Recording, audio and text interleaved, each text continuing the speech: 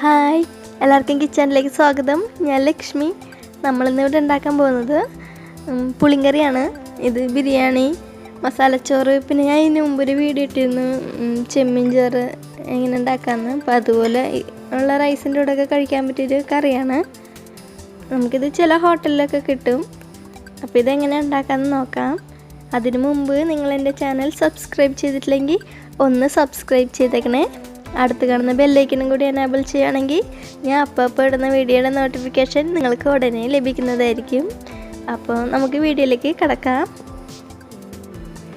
ഇതിനു വേണ്ടി ഞാനൊരു സവാളയും പിന്നെ ഒരു തണ്ട് കറിവേപ്പിലയും ഒരു പച്ചമുളകുമാണ് എടുത്തിട്ടുള്ളത്. പിന്നെ ഇത് നമ്മുടെ കത്തിരിക്ക, 2 കത്തിരിക്ക എടുത്തിട്ടുണ്ട് നീളത്തിനരിഞ്ഞ്. പിന്നെ കുറച്ച് വാളംപുളിയാണ്, കുറച്ച് മതി. ഇതൊന്ന് വെള്ളത്തിലൊഴിച്ച് കുതിരാൻ വയ്ക്കാം. 1/2 ഗ്ലാസ് വെള്ളം ചേർക്കാം. പാത്രം ഒന്ന് ചൂടാക്കിയെടുക്കാം. ചൂടായി വരുമ്പോൾ കുറച്ച് വെളിച്ചെണ്ണ ചേർത്തെടുക്കാം. കുറച്ച് മതി. എണ്ണ ചൂടായി വന്നിട്ടുണ്ട്. നമുക്കിനി കത്തിരിക്ക ഒന്ന് വഴറ്റിയെടുക്കാം എണ്ണയിൽ. ഇത് വഴറ്റുന്നത് എന്താണെന്ന് വെച്ചാൽ നല്ല സോഫ്റ്റായിട്ട് കിടക്കും, അതുകൊണ്ടാണ്. കത്തിരിക്ക നന്നായി വഴറ്റിയെടുത്തിട്ടുണ്ട്. ഇനി ഇതൊരു പാത്രത്തിലേക്ക് മാറ്റി വയ്ക്കാം. നമ്മൾ കത്തിരിക്ക വഴറ്റി അതേ പാത്രത്തിൽ തന്നെ കുറച്ച് വെളിച്ചെണ്ണയും കൂടി ഇതിലേക്ക് ചേർത്ത് കൊടുക്കാം. എണ്ണ നന്നായി ചൂടായി വരുമ്പോൾ 1 ടീസ്പൂൺ കടുകും കൂടി ചേർക്കാം. കടുക് നന്നായി പൊട്ടിയ ശേഷം 1/2 ടീസ്പൂൺ ഉലുവയും കൂടി ചേർക്കാം.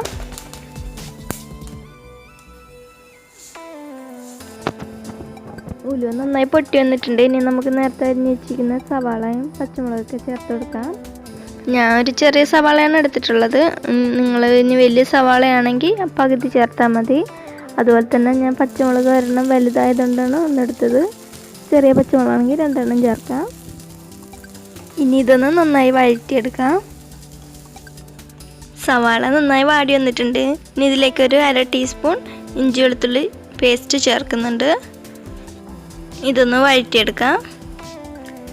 ഇത് നന്നായി വാടിയ ശേഷം ഇതിലേക്ക് 1/4 ടേബിൾ സ്പൂൺ മുളക് പൊടിയും 1 ടീസ്പൂൺ മഞ്ഞൾപ്പൊടി, 1 ടീസ്പൂൺ മല്ലിപ്പൊടി, 1 ടീസ്പൂൺ ഗരം മസാല, ഉപ്പ് പൊടി ആവശ്യത്തിന്.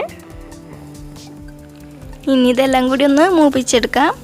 മുളക് പൊടിൻ്റെ ഒക്കെ ഒന്ന് കുത്തൊക്കെ പോയി വരുന്നവരൊന്ന് മൂപ്പിച്ച ശേഷം കുറച്ച് വെള്ളം ചേർത്ത് കൊടുക്കാം. ഞാനൊരു 1/4 ഗ്ലാസ് വെള്ളമാണ് ചേർക്കുന്നത്. ഇതൊന്ന് നന്നായി മിക്സ് ചെയ്ത് ഈ വെള്ളമൊക്കെ ഒന്ന് വറ്റി നന്നായി മൂത്ത് വരുന്നവരൊന്ന് വെയിറ്റ് ചെയ്യാം.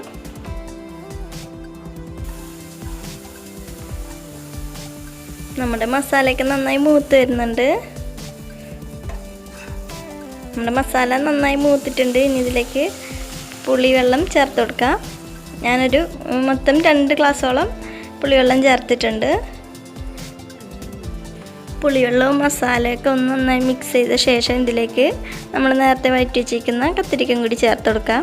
ഇനി നിങ്ങൾക്ക് കത്തിരിക്ക എണ്ണയിൽ ആദ്യം വഴറ്റുന്നുണ്ടെങ്കിൽ നമ്മുടെ മസാലയൊക്കെ മൂത്ത് വരുമ്പോൾ അതിലേക്ക് കത്തിരിക്ക ഇട്ട് വഴറ്റിയ ശേഷം പുളിവെള്ളം ചേർത്താൽ മതി.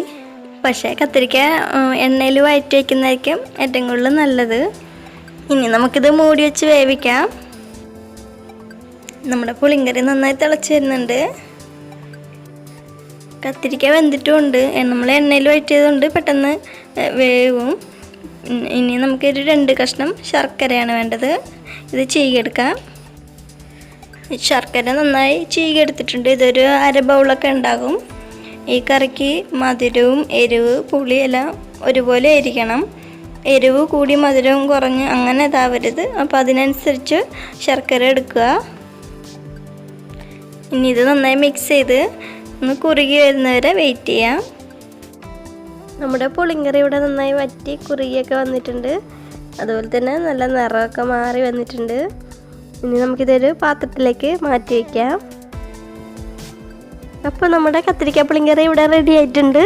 ഇനി ബിരിയാണിയൊക്കെ വയ്ക്കുമ്പോൾ ഇതുണ്ടാക്കാൻ മറക്കരുത്. നല്ല ടേസ്റ്റി ആയിട്ടുള്ള കറിയാണ്. ഇതുപോലെ തന്നെ നമുക്ക് ഈന്തപ്പഴത്തിലും പച്ചമുളകിലൊക്കെ ഉണ്ടാക്കാം. ഇത് നമുക്ക് ചില സ്ഥലത്ത് ഹോട്ടലിലൊക്കെ ബിരിയാണി മേടിക്കുമ്പോൾ കിട്ടാറുണ്ട്. എല്ലാ സ്ഥലത്തും കിട്ടാറില്ല.